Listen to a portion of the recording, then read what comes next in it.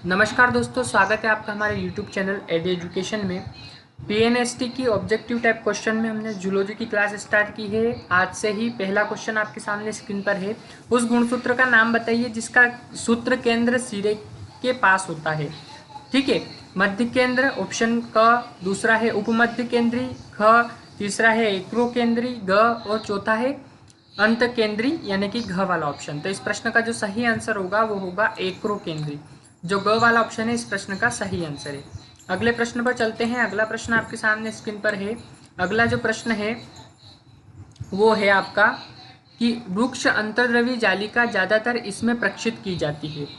उपापचय में अंतर्गत कोशिकाएं, प्रोटीन संश्लेषक और स्त्रवन में अंतर्गत कोशिकाएं, लिपिड संश्लेषण में अंतर्गत कोशिकाएं, स्टेरॉयड हार्मोन संश्लेषण में अंतर्गत कोशिकाएं। तो इस प्रश्न का जो सही आंसर होगा वो होगा ख वाला ऑप्शन, यानी कि प्रोटीन संश्लेषक और स्त्रवन में अंतर्गत कोशिकाएं। ठीक है, जो ख वाला ऑप्शन है इस प्रश्न का सही आंसर है। अगले प्रश्न पर चलते हैं। अगला प्रश्न आपके सामने स्क्रीन पर है। अगला जो प्रश्न है वो है रूमेटाइड संधि शोध एक रिक्त स्थान बीमारी है, आनुवांशिक, स्वप्रतिरक्षा, संक्रामक या जन्मजात। इस प्रश्न का सही आंसर होगा वो होगा स्वप्रतिरक्षा। जो ख वाला ऑप्शन है वो इस प्रश्न का बिल्कुल सही आंसर है। अगले प्रश्न पर चलते हैं। अगला प्रश्न आपके सामने स्क्रीन पर है। अगला प्रश्न जो चौथा वाला है वो है आपका तिलचट्टा में उत्सर्जी अंग है, हरित ग्रंथि, मेलपिगी नलिका, टेनिडिया या वृक्क। ठीक है, तो तिलचट्टा में जो उत्सर्जी अंग है वो है आपका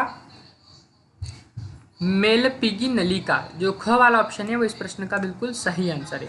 अगले प्रश्न पर चलते हैं। अगला प्रश्न आपके सामने स्क्रीन पर है। अगला प्रश्न जो है वो है पांचवा प्रश्न, नवजात में नवदुग्ध पिलाने का क्या महत्व है? यह पोषण देता है, इसमें विभिन्न प्रतिरक्षी है, यह पाचन तंत्र के कार्य के लिए उपयोगी है और यह विटामिन और खनिज देता है। ऐसे चार ऑप्शन है। तो इस प्रश्न का जो सही आंसर होगा वो होगा इसमें विभिन्न प्रतिरक्षी है। ठीक है, दूसरा वाला ऑप्शन, ख वाला ऑप्शन इस प्रश्न का सही आंसर है। अगला प्रश्न छठा आपके सामने स्क्रीन पर है। बैक्टीरिया जो दलदल जगहों में रह सकते हैं, एसिडोफिल, थर्मोफिल, थर्मोएसिडोफिल या मेथेनोजन। तो इस प्रश्न का जो सही आंसर होगा वो होगा आपका मेथेनोजन।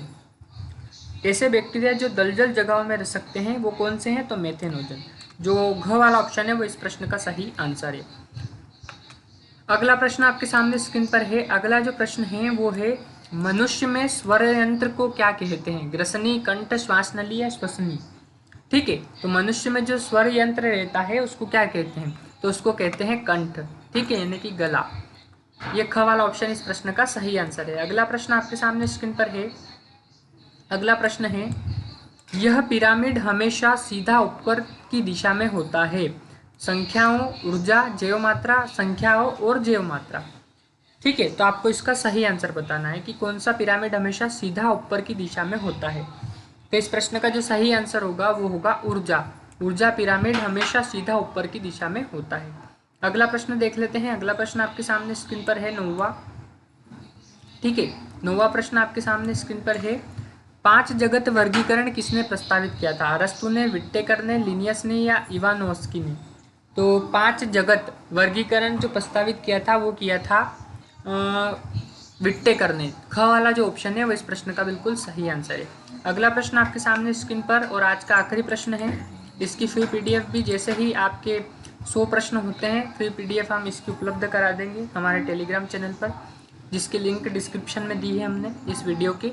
जीवाश्म विज्ञान किसका अध्ययन है? अगला 10वां प्रश्न और आज का आखिरी प्रश्न, शेल, मृतशेष, जीवाश्म या खनिज अवसाद। तो जीवाश्म विज्ञान किसका अध्ययन है? तो जीवाश्म विज्ञान जो है वो जीवाश्म का अध्ययन है। जो ग वाला ऑप्शन है वो इस प्रश्न का बिल्कुल सही आंसर है। तो बने रहिए हमारे साथ और देखते रहिए हमारा यूट्यूब चैनल एडी एजुकेशन। धन्यवाद।